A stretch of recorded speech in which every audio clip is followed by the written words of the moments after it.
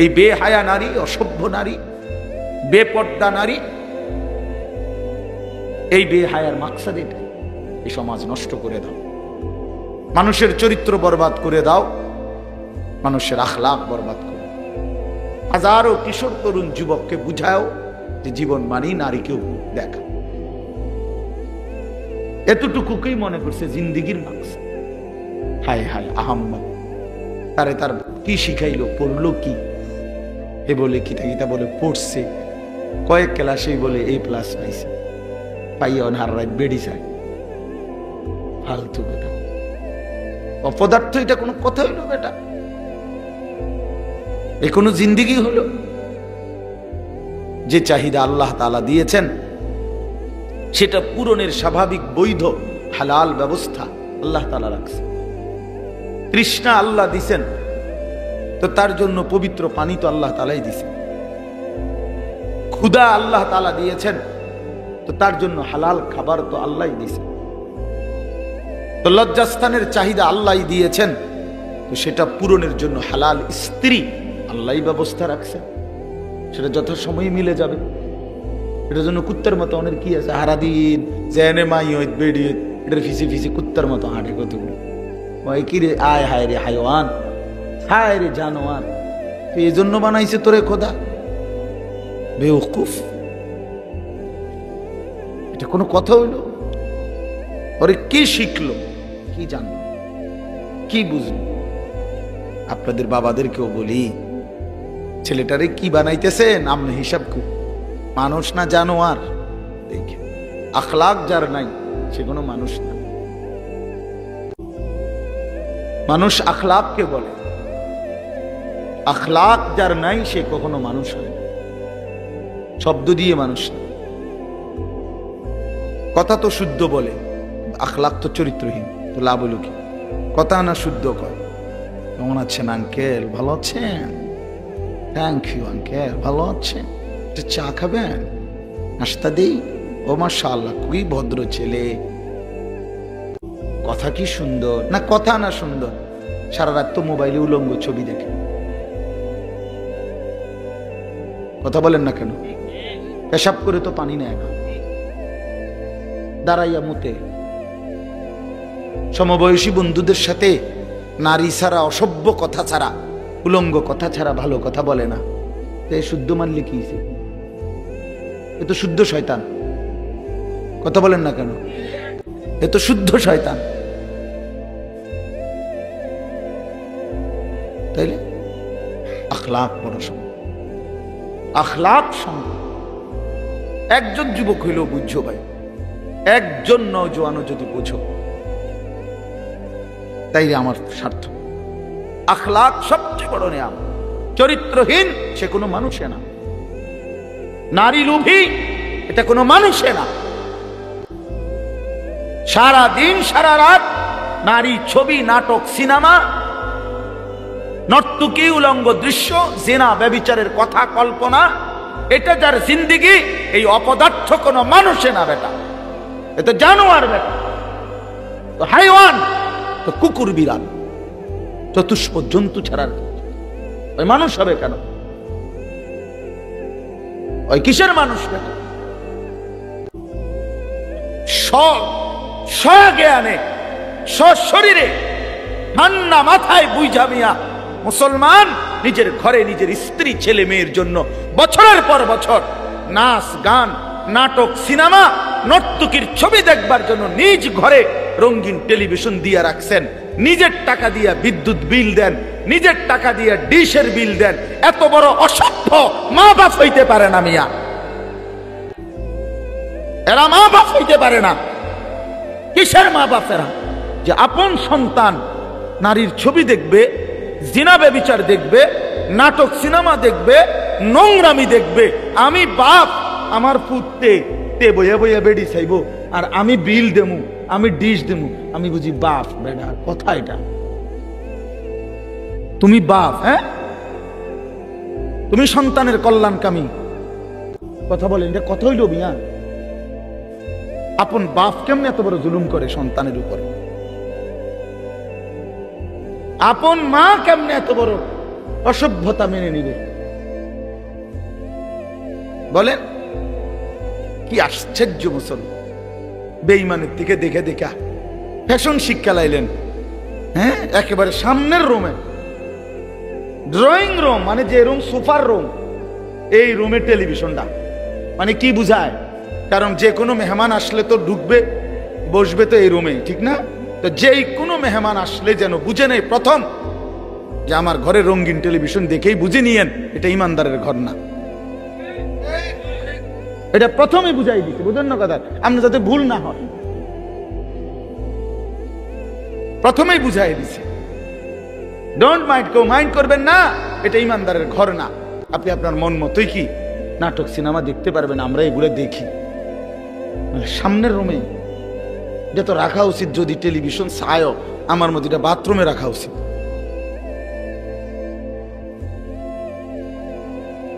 টয়লেটের ভিতরে রাখা উচিত, তাহলে ওইখানে আর অন্য কোনো মানুষ যাবে না। তাও ভিতরের বাথরুমে, সামনেরটা।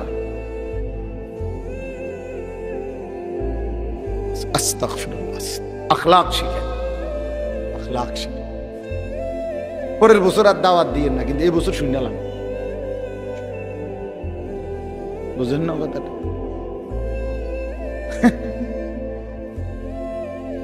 পরের বছরের চিন্তা বাদ, এবারে শুনে। শহীদ ভাই তো ওইখানে বইয়া কয় সামনের বছরের কথা। আমি আর এই বছর ওয়াজে হইছে না, হে সামনের বছর লেয়াহের ব্যস্ততা। আল্লাহ আমাদেরকে মাফ করে দেন।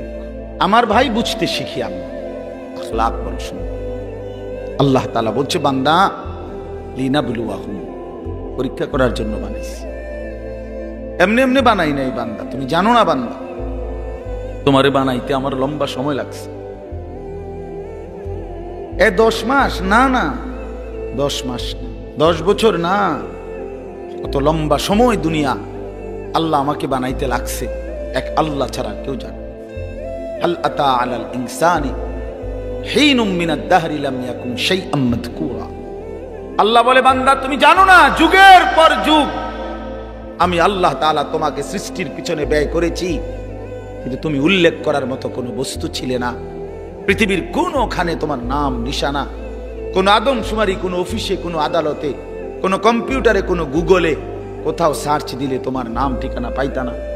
এমন লম্বা সময় আমি আল্লাহ তাআলা মানুষকে সৃষ্টি করেছি মাটি থেকে, আর সেই মাটিটা আমি কতদিন তোমার জন্য এই পৃথিবীতে, তোমার সৃষ্টির উপাদান যেই মাটিতে, সেটা কতদিন আমি জমিনে রাখছি এই কায়নাতের কেউ জানে না, আমি শুধু জানি। কথা বলেন, আল্লাহ তাআলা আমাদেরকে প্রথম কিসের থেকে সৃষ্টি করছেন? তো সেই মাটিটা কোন দিন থেকে? রবিবার থেকে নাকি? তাইলে ভাবেন মাটিটা কতদিন থেকে, এই জমিনের এই যে মাটি, এটা যে কত বছর থেকে? 30 বছর, 300 বছর আমরা জানি কেউ, 3000 বছর আমরা জানি কেউ, আল্লাহই ভালো জানে। তাহলে মাটির উপাদান থেকে আল্লাহ তাআলা বলেন, আমি মানুষকে সৃষ্টি করেছি। ওয়ালাকাদ খালাকনাল ইনসানা মিন সুলালাতিন মিন তিন, মাটি থেকে। সেই মাটি আল্লাহ বলে, বান্দা কতদিন আমি জমিনে সংরক্ষণ করছি তোমারে বানাবো বলে, তুমি জানতে না, আমি জানতাম। আমি জানতাম একদিন আমি সেই মাটি থেকে নির্দিষ্ট পরিমাণ খাবার উৎপাদন করেছি, সেই খাবারের কণিকার ভিতরে তুমি ছিলা। সেখান থেকে একটি নির্দিষ্ট পরিমাণ খাবার তোমার বাবা ভক্ষণ করছে, তোমার বাবা খাইছে। সেখান থেকে আমি আল্লাহ তাআলা তোমার বাবার বীর্য তৈরি করছি, সেখানে তুমি ছিলা। সেখান থেকে নির্দিষ্ট একদিন বাবা মায়ের মিলনে উভয়ের বীর্য আমি একত্রিত করে মায়ের জরায়ুতে আমি স্থাপন করেছি, সেখানে তুমি ছিলা। সেখান থেকে এই এক ফোঁটা বীর্যের উপরে আমি আবার 10টা মাস 9টা মাস আবার কাজ করছি।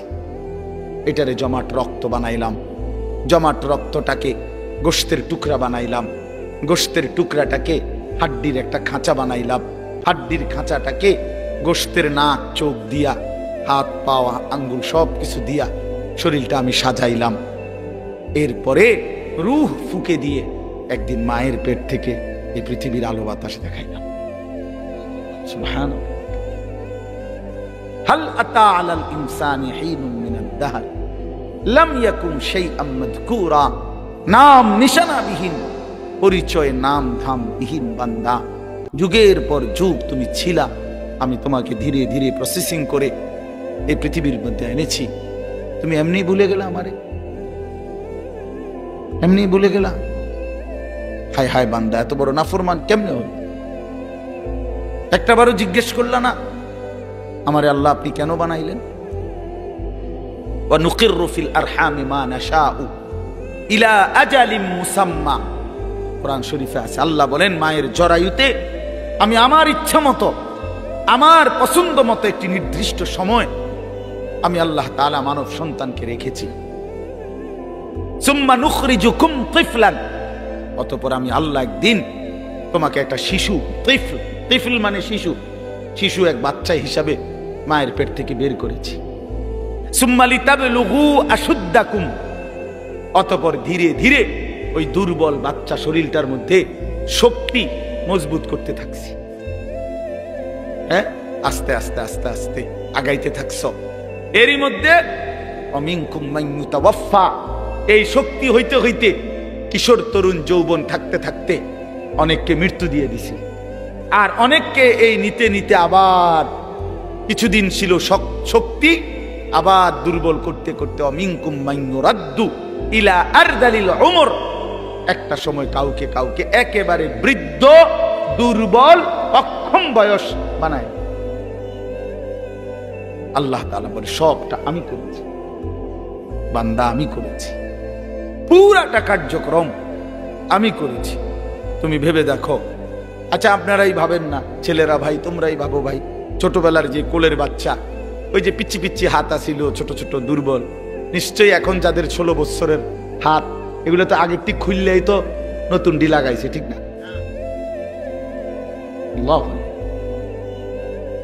এখন যারা বুড়ো হয়ে গেলেন চাচা, আপনার যে জোয়ান কালে যে শক্তিশালী হাত ছিল এটি খুলে লাইছে না? এটাই, এটা সেই বাচ্চা কালের হাত, এটাই আজ যৌবন কালের হাত ছিল, আজকে সেটাই বৃদ্ধকালের। আল্লাহ তাআলা বলেন একই অঙ্গে এই বৈচিত্র্যময় কাজটা আমি করেছি, তো তুমি আমারে ভুলে গেলা কেন? একটা বার ভাবলা না হায় আমি তো এক দুর্বল বাচ্চা ছিলাম, আমি তো সবল হইলাম, আজ আমি আবার দুর্বল হইলাম। হায় হায় আমার ইচ্ছা ছাড়া, আমার সিদ্ধান্ত ছাড়া, আমার পরিকল্পনা ছাড়া কে আমারে দুর্বল করে দিল? আমি ছিলাম তো সবল, আমি তো চোখে পরিষ্কার দেখতাম বন্ধু, এখন আমি চশমা ছাড়া ছোট লেখা দেখি না, আমি কোমরে কোনোদিন ব্যথা অনুভব করি নাই, এখন আমি সারাদিন কোমরে ব্যথা পাই, আমি কোনোদিন গলায় ব্যথা বুঝি নাই, ঠান্ডা কি জিনিস আমি বুঝি নাই, আমি প্রচন্ড শীতের মধ্যেও ঠান্ডা বোতল আপনার 7 আপ কোক এরকম ওয়াজে ঠান্ডার মধ্যেও ওয়াজ শেষ করে আস্তা বোতল ফ্রিজের আমি একসময় খাইতাম, সেই আমি প্রচন্ড রৌদ্রের মধ্যে গরমের মধ্যেও ঠান্ডা কিছু এখন আর খাই না, আমার গলা আটকায়া যায়। কে আমারে এমন দুর্বল বানায় দিল? আমি তো চাই নাই বাপ, আমি তো চাই নাই। আমি আজকেও ডাক্তারের সাথে কথা বলছি, চোখের ডাক্তার, যে এই সপ্তাহে আগামী মঙ্গল বুধবার আমারে দেখে দেওয়ার জন্য আরেকবার, আমার মনে হইতেছে আমার চশমার পাওয়ার আবার বাড়াইতো, আরেকটু বাড়াইতো, আর মনে হইতেছে।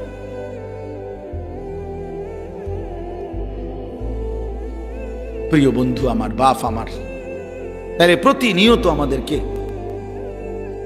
কবরের দিকে নিয়ে যাচ্ছেন কেউ একজন, তিনি আল্লাহ, তিনি আল্লাহ। আলহাকুমুত তাকাসুর হাত্তা যুরতুমুল মাকাবির, আল্লাহ বলে বান্দা দুনিয়ার মধ্যেই ডুবে গেলা, আখিরাতকে ভুলে গেলা, মনে রাখো একদিন কিন্তু কবরস্থানেই পৌঁছে যাইবা, মনে থাকুক বা না থাকুক। আখিরাতকে যদি মনেও রাখো, 5 ওয়াক্ত নামাজও যদি প্রতিদিন পড়ো, তাইলেও একদিন মরে যাইবা, আর প্রতিদিন নাফরমানি করলেও মরেই যাইবা। মনে থাকলেও মৃত্যু নিশ্চিত, মনে না থাকলেও মৃত্যু নিশ্চিত। হাসলেও মরে যাবেন, কাঁদলেও মরে যাবেন, সুখেও মরে যাবেন, দুঃখেও মরে যাবেন। রাজপ্রাসাদের অট্টালিকায় যে, সেও মরে যাবে, জীর্ণ কুঠির কুড়ে ঘরে যে, সেও মরে যাবে। জীবনে যে কোনো দিন দুঃখ দেখে নাই, তারও মৃত্যু হবে, জীবনে যে কোনো দিন সুখ দেখে নাই, তারও মৃত্যু হবে, তারও মৃত্যু হবে। কেউ থাকবে না, কেউ না, কেউ না, কেউ না। তো এই জন্য বন্ধু আমার, বাপ আমার, ভাই আমার, আমি আপনাদের কাছে এই কথাটাই বুঝাইতে চাচ্ছিলাম। প্রথম আল্লাহর কথা মনোযোগ দিয়ে শুনবেন, আখিরাতের ফিকির করবেন, কবরের ফিকির করেন। এত খামখেয়ালি নিজেদেরকে মনে করেন। ছেলেরা, বন্ধু, হয় তুমি মরে যাইবা, নয় তুমি বুড়া হইয়া যাইবা, বাকি তুমি এই যৌবনের এই হালাতের উপরে থাকতা না, এটা মনে রাখবে। হয় বৃদ্ধ হইয়া যাবা, আর নয়তো মরে এর আগেই কবরে চলে যাবে। বিশ্ববিখ্যাত বুজুর্গ হাসান বসরি রাহমাতুল্লাহি আলাইহি তিনি বলতেন, ইয়া মা'শারাশ শাবাব ইন্না যারআ কাদ তুদরিকুল আহাতু ক্বাবলা আন ইয়াবলুগা। তিনি যুবক দেখলে বলতেন, যুবক মনে রাখো, সব ফুল, সব ফল পরিপক্ক হয় না, পাকে না, এর আগে ঝরে যায়। এটা উনি বলতেন, এর আগে কি ঝরে যায়। একটি গাছের, আম গাছের যতগুলো মুকুল বের হয়, বইল মুকুল, এই সবগুলোই তো আম হয়, বলেন না? বলো যুবক ভাই, বলো না, সব আম হয় না। সবগুলো ছোট আম যে কয়টা হয়, এই সবগুলোই কি বড় হইয়া পাকে? ঝরেই যায় বেশি, ফুল ঝরে যায় বেশি, ছোট ছোট আম এগুলো ঝরে যায় বেশি, টিকে অল্প কয়টা। তো তিনি বলতেন যে ঝরে যায় বেশি, কিশোর, তরুণ, যুবক এই অবস্থাতেই ঝরে যায় বেশি, মরে যায়। এই কোরআন শরীফের আয়াতও তো আল্লাহ এটা বলছে, অবিনকুম মান ইয়াতাওয়াফা। শক্তি আসতে আসতে, পৌঁছতে পৌঁছতে, বৃদ্ধ হওয়ার আগে আগেই অনেককে আমি আল্লাহ মৃত্যু দিয়ে থাকি, আর কাউকে বৃদ্ধ চূড়ান্ত বুড়া পর্যন্ত পৌঁছে। এই গত 3-4 এক সপ্তাহ হয় নাই, এক সপ্তাহ হবে, আমার আপন মামি মারা গেছে, আমার বড় মামি। আমি গেছি জানাজায়। তো আমার খালারা, আমার সব খালাতো ভাই বোন, আত্মীয় স্বজন বলা যায়, সব আসছে মামির জানাজায়, আমরাও ছিলাম। তো আমার মেজো খালা, এই খালা একদম বয়স্ক। তো আমার বোনেরা আছে, সবাই বলতেছে, আমরা তখন এই বাড়িতে প্রায় 70-80 জন কিশোর, যুবক, যুবতী, ছেলে মেয়ে, আমরা নানার বাড়িতে। এই অবস্থায় আমার বোনেরা বলতেছে, ভাই খালা, এই খালাই আমগো আর শেষ মুরব্বী, বুড়া, বয়স্ক আছে, হে বুড়ি শুধু, আর নাই।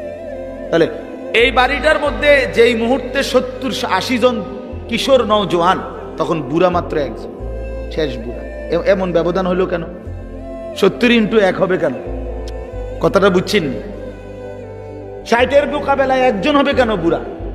কারণ ওনার আমলের যারা কিশোর, তরুণ, যুবক ছিল, তো তারা এই বয়সে পৌঁছার কথা না এখন।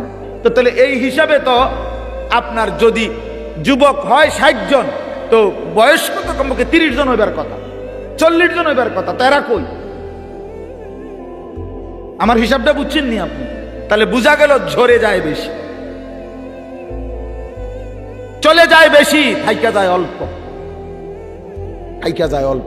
পুরা বাড়ির মধ্যে দাদা একজন,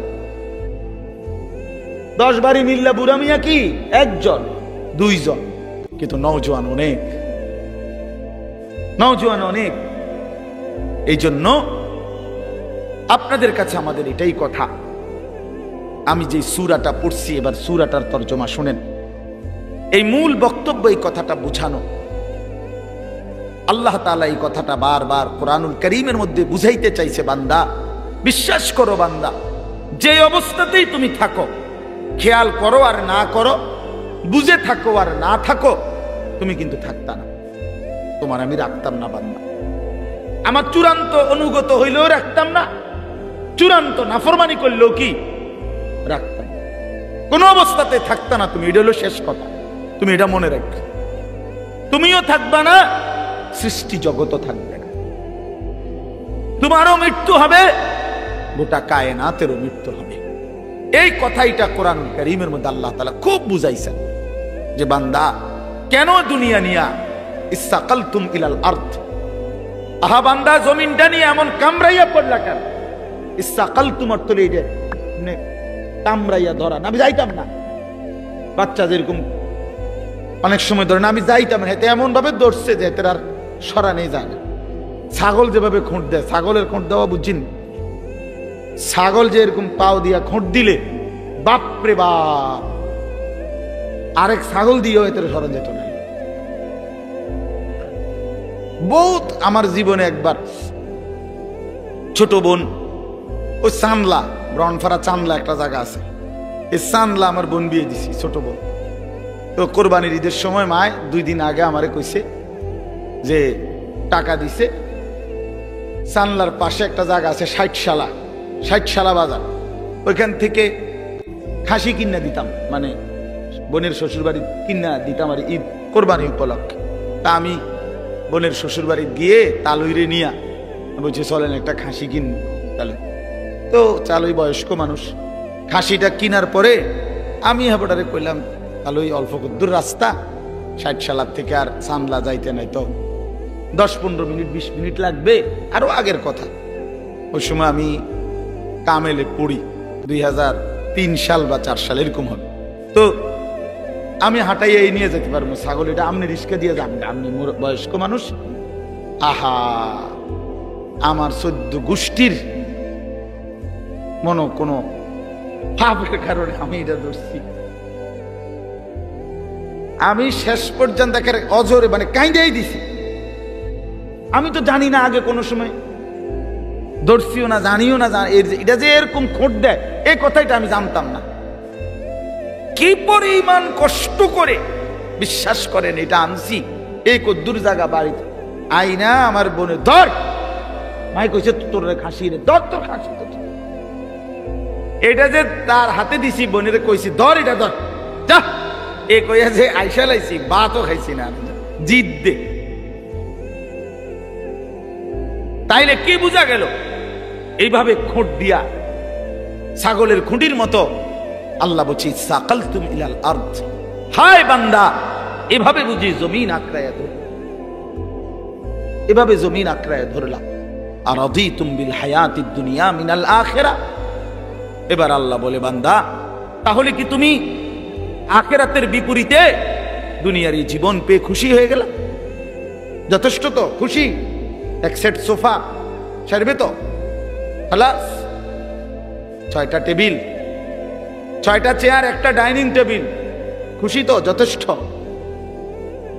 2টা ওয়াল শোকেস, 4টা খাট, 4টা তোষক, প্রতি ঘাটে 2টা করে বালিশ, 8টা বালিশ, চায়ের কাপ 1 ডজন, ভাতের প্লেট 1 ডজন, নুনের বাড়ি 4টা, আর 4 বাথরুমে বদনা 4টা।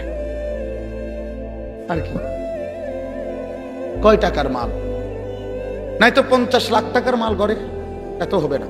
আচ্ছা ধরেন, ধরলাম ভাই, ধরছে জন, আর কোনো আপত্তি নেই, ধরলাম ধরেন 50 লাখ টাকার মাল। তো 50 লক্ষ টাকার মালের জন্য আয় মুসলমান 60 বছরের হায়াত শেষ, 50 বছর শেষ। এত মিথ্যা, এত চুরি, এত 2 নম্বরি, এত সুদ, এত ঘুষ, এত কিস্তি, এতবার ওজনে কম দিলেন, এতগুলো মিছা কথা কইলেন, এত বাটপারি করলেন, এই কদ্দুর ফার্নিচার আর আসবাব এটুকু দুনিয়ার জন্য। বড় অল্প দামে নিজের বেচা দিলেন, বড় অল্প টাকায় শেষ করে দিলেন হায়াত বন্ধু, বড় অল্প দামে নিজের জীবন শেষ করে দিলেন, খুব কম দামে। এক সুস্থ সবল মুসলমান এত কম দামে নিজের বেচার কথা না। এইটুকু সামান্য দুনিয়ার জন্য 1 ওয়াক্ত নামাজ পড়ার টাইম নেই। একটা অটো চালায়, বেচারার নামাজের সময়। একটা সিএনজি চালায়, বেচারার নামাজের টাইম নেই। কদ্দুর সাধু আন্দারি করে, এবার নামাজের টাইম নেই। 12,000 টাকা বেতনের একটা চাকরি করে, নইলে 20,000 টাকা বেতন। হায় হায় মুসলমান, 20,000 টাকা, তাও 1 মাসে, প্রতিদিন না, 1 মাসে 20,000 টাকা বেতন। এইটুকুর জন্য আল্লাহ তাআলার 1 ওয়াক্ত নামাজ আদায় করে না। হায় মুসলমান, এত বড় পাষাণ কেমনে হইলেন? কেমনে হইলেন বলেন? আল্লাহ নবী সাল্লাল্লাহু আলাইহি ওয়াসাল্লাম বলছেন, লা সাজদাতুন ওয়াহিদাতুন খায়রুম মিনাদ দুনিয়া ওয়া মা ফিহা। এবার শুনেন, নবী বলেন, একটি সেজদা উম্মত দুনিয়া এবং দুনিয়ার মধ্যে যা কিছু আছে তার চাইতে কোটি গুণে বেশি উত্তম। কয়টি সেজদা? এক সেজদায় কয় রাকাত? এক রাকাত না। এক সেজদা দিলে কি এক রাকাত? এক রাকাত না, একটাই সেজদা। লা সাজদাতুন ওয়াহিদাতুন, একটি সেজদা। আল্লাহর কসম নবীজি বলছেন, বুখারী মুসলিমের হাদিস, আল্লাহর নবী বলছে চারটা কালেমা একবার বলা, একটা কালেমা আপনি বলেন, সুবহানাল্লাহ, আলহামদুলিল্লাহ, আল্লাহু আকবার, লা ইলাহা ইল্লাল্লাহ। রাসূলুল্লাহ সাল্লাল্লাহু আলাইহি ওয়াসাল্লাম বলেন, এই চারটি কালেমা একবার বলা পৃথিবীর যত কিছুর উপরে সূর্যের আলো পড়ে সবটার যা দাম, আমি রাসূলের কাছে তার চাইতে বেশি দাম।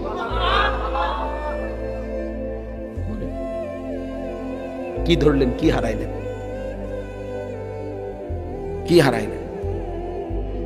এক ওয়াক্ত নামাজের মূল্য কত? ফজরের 2 রাকাত সেজদার মূল্য কত? রাসূলুল্লাহ সাল্লাল্লাহু আলাইহি ওয়াসাল্লাম বলছে, রাকাআতুল ফজরি খায়রুম মিনাদ দুনিয়া ওয়া মা ফিহা। ফজরের 2 রাকাত সুন্নত, হ্যাঁ হাদিস, দুনিয়া এবং দুনিয়ার মধ্যে যা কিছু আছে তার চাইতে কোটি গুণে বেশি উত্তম। তো ফজরের ফরজ 2 রাকাত, এটা তো আরো আছে, এটা তো রয়েই কতটা বেশি। কুল মা ইনদাল্লাহি খায়রুম মিনাল লাহবি ওয়া মিনাত তিজারা। কোরআন শরীফে আছে, একবার জীবনে সাহাবীরা প্রথম দিকে নবীজি সাল্লাল্লাহু আলাইহি সাল্লাম জুমার খুতবা দিচ্ছিলেন। জুমার নামাজের খুতবা ইসলামের প্রথমে শুরুতে জুমার নামাজের পরে হইতো, এটাই তাফসীর। মানে ঈদের খুতবা কখন হয়? নামাজের পরে। এই ঈদের খুতবা এখন যেভাবে হয়, প্রথম জুমার খুতবা এভাবে হইতো। মানে নবীজি ফরজ 2 রাকাতের সালাম ফিরাইয়া এরপরে মিম্বরে দাঁড়াইয়া কি পড়তেন? খুতবা দিতেন। এটাই ছিল তখন নিয়ম। এরকম একদিন খুতবা দিতেছে, সাহাবায়ে কেরামের কিছু সাহাবী মদিনার বাজারে ফু দিছে, কেউ ব্যবসায়ী পাইকারি মাল আনে, মাসে 15 দিনে তখন নিয়ম ছিল একদিন পাইকারি মাল আসতো। তো যে বেটা পাইকার, এ বেটা বাসি ফু দিত। ফু দিলে খুচরা দোকানদাররা বুঝতো পাইকার আসছে, সবাই দৌড়াইয়া হুড়াহুড়ি করে যার যার মাল নিত। এই বেটা তো আর আসবে না আবার। তো এই সাহাবীরা যারা মদিনার বাজারে ব্যবসা করত, ওনারা এই বাঁশির ফু এটা শুনছে। ওই খুতবার মুহূর্তে নবীজি খুতবা দিতে দাঁড়াইছে, জুমার নামাজের পরে, নামাজ ফরজ শেষ করছে। এই সবাই যারা মদিনার বাজারে ব্যবসায়ী, ওনারা সব উঠে চলে গেছে ওইখানে মাল আনার জন্য, কারণ বুঝছে যে যদি পরে যায় তত পাইতো না। এই এতটুকু শুধু নামাজ না, খুতবা, খুতবার সময় আল্লাহর কসম, কোরআন শরীফের একটি পূর্ণাঙ্গ সূরা আল্লাহ তাআলা এই ব্যাপারে নাজিল করছে, সূরা জুমআ। এই জুমআ সূরার নামই জুমআ। আল্লাহ নাজিল করে বলছেন, ওয়া ইদা রাআউ তিজারাতান আও লাহওয়ান ইনফাদ্দু ইলাইহা ওয়া তারাকুকা কাইমা। নবী কামটা করলো কি এরা? এদের ব্যবসা এবং তামাশা, এই দুনিয়ার তামসার জন্য আল্লাহ দুনিয়ার পুরো উপার্জনটারও বলছে তামসা। বেটা আল্লাহ বলছে এই ব্যবসা এবং তামাশার দুনিয়ার জন্য এরা ছুটে চলে গেল। ও তারাকুকা কাইমা, আপনাকে এখানে দাঁড়ানো অবস্থায় খুতবায় রেখে চলে গেল। হায় হায়, করলা কি তোমরা? আল্লাহ নিজে তখন বলে, কুল মা ইনদাল্লাহি খায়রুম মিনাল লাহবি ওয়া মিনাত তিজারা। হায় আমার নবীর সাহাবীরা, শুনো, এই নামাজ, এই খুতবার বিনিময়ে আল্লাহর কাছ থেকে যা পাইতা তা তোমাদের এই ব্যবসা এবং রং তামাশার এই দুনিয়ার চাইতে কোটি কোটি কোটি কোটি গুণে উত্তম ছিল। এর চাইতে সুন্দর আয়াত কি হইতে পারে? এর চাইতে পরিষ্কার কথা মালিকের আর কি হইতে পারে? ভাইয়া বলেন, ইনসাফ করে বলেন। আর কেমনে আল্লাহ বুঝাইতো? আর কেমনে বুঝাইতো?